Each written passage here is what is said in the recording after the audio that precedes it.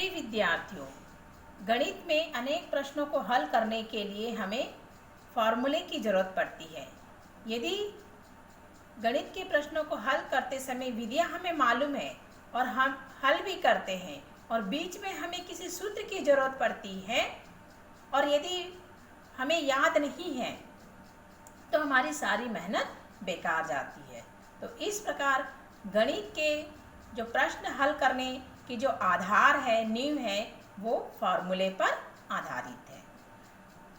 आइए सबसे पहला फॉर्मूला हम देखते हैं ए स्क्वायर माइनस बी स्क्वायर का। इस फॉर्मूले को हम याद करते हैं लेकिन कुछ समय बाद भूल जाते हैं। इसलिए यदि एबीएल मेथड से, एक्टिविटी बेस्ड लर्निंग मेथड से यदि इस फॉर्मूले को याद करें तो वो हमेशा के लिए चिरस्थायी रहता है। तो सबसे पहला formula A square minus B square. इसके लिए हमने एक टीएलएम तैयार किया है। एक ए माप का हम एक वर्ग लेते हैं, तो इस वर्ग का क्षेत्रफल हो जाएगा ए स्क्वायर। अब इसी में से बी माप का एक दूसरा वर्ग लेते हैं, तो इस दूसरे वर्ग का क्षेत्रफल बी स्क्वायर हुआ। अब इस ए स्क्वायर क्षेत्रफल में से हम बी स्क्वायर को इस प्रकार से हटा देते हैं, कट करके हमें हटाना है। तो अभी जो आकृति बच रही है बच्चों, इसका क्षेत्रफल क्या होगा? ए स्क्वायर माइनस बी स्क्वायर। अब इसी आकृति को, ये बीच वाली लाइन आप देख रहे हैं, यहाँ से हम इसे कट कर देंगे। तो इस प्रकार से हमें दो भाग प्राप्त हुए, एक ये पहला भाग और ये दूसरा भाग। अब इन दोनों भागों को इस प्रकार से व्यवस्थित या जोड़ना है कि जो पहला भाग है वो इसी प्रकार से रहेगा और जो दूसरा जो वाला भाग है उसको उल्टा करके इस प्रकार से व्यवस्थित करेंगे कि तीसरा भाग ऊपर आ जाए और ये जो चौथा भाग है वो नीचे आ जाए। तो अब हमें जो यह आकृति प्राप्त हो रही है विद्यार्थियों, यह आयत की आकृति है। इसमें हम देख रहे हैं इस आयत की लंबाई यहाँ से यहाँ तक a और यहाँ से यहाँ तक b, तो कुल लंबाई क्या हो गई? a plus b। अब इसी a में से इतना b भाग हम यदि माइनस कर दें तो इस वाले भाग की लंबाई क्या बचेगी? a minus b। तो इसकी चौड़ाई क्या हो गई? a minus b। इस आयत की लंबाई हुई a प्लस b, चौड़ाई a माइनस b। तो इस आयत का क्षेत्रफल हुआ लंबाई a प्लस b गुणित चौड़ाई a माइनस b।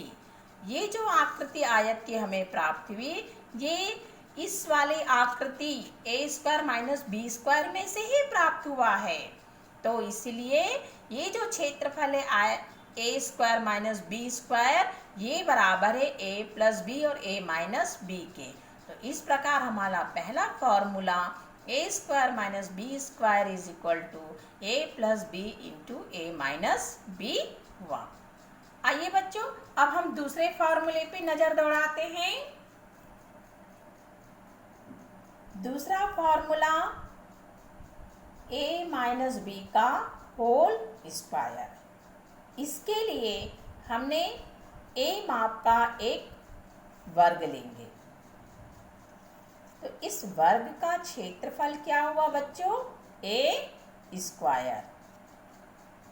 अब इसमें से b माप का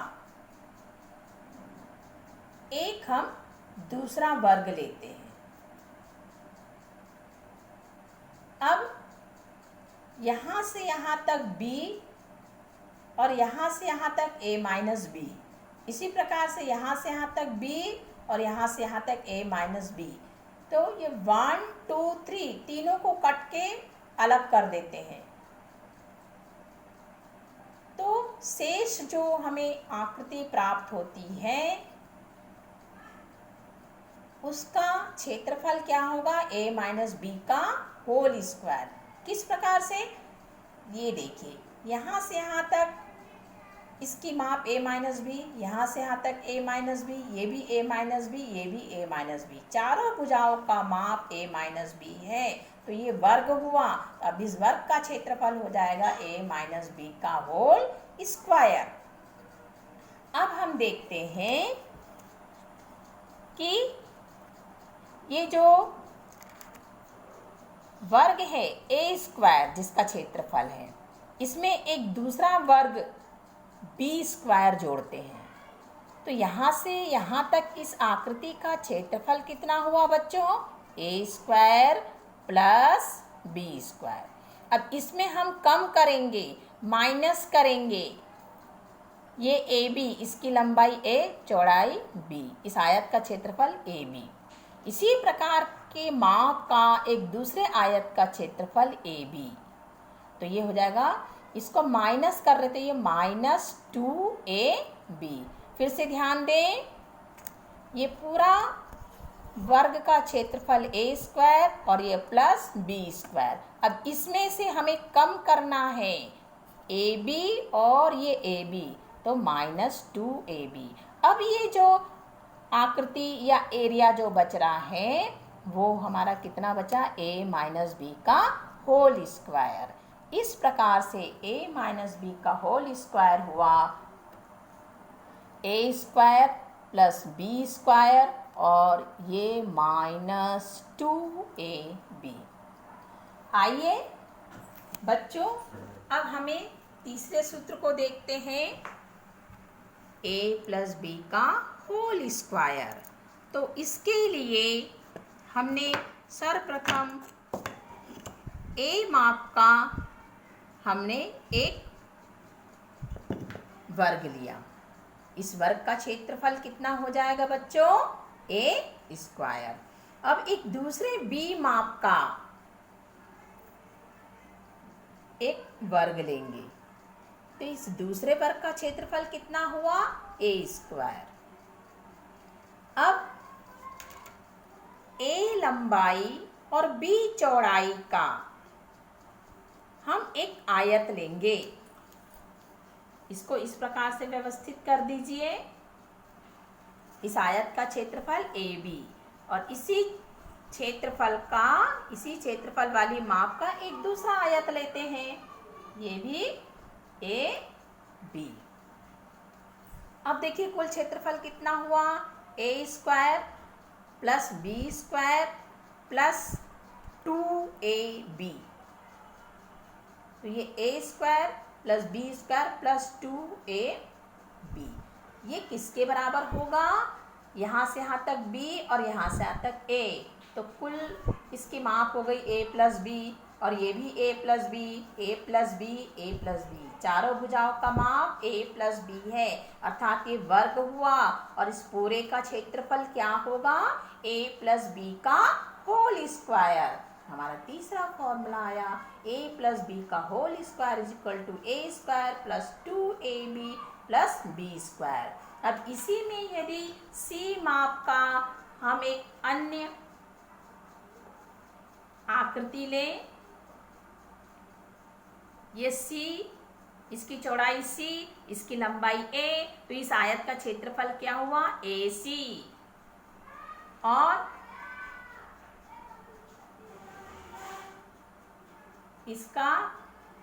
इसकी लंबाई b और इसकी लंबाई ये b, चौड़ाई c, तो इस आयत का क्षेत्रफल क्या हुआ, bc।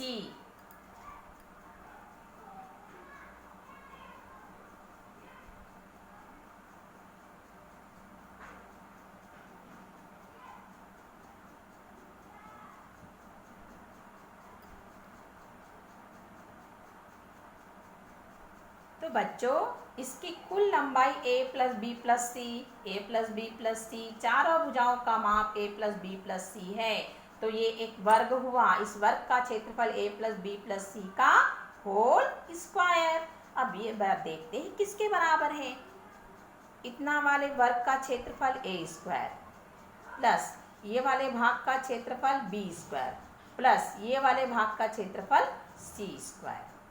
अब ए बी और ए बी इन दोनों आयत का क्षेत्रफल 2AB और BC और ये BC इन दोनों आयत का क्षेत्रफल प्लस 2BC। फिर ये CA और ये CA, तो इन दोनों आयत का क्षेत्रफल 2CA। इस प्रकार A plus B plus C का होल स्क्वायर बराबर आया A square plus B square plus C square plus 2AB plus 2BC plus 2CA। तो बच्चों आया समझ में ये फॉर्मूला? इसी प्रकार से आप लोग भी इसे बनाकर देखिए तो आपको ये फॉर्मूला हमेशा याद रहेगा।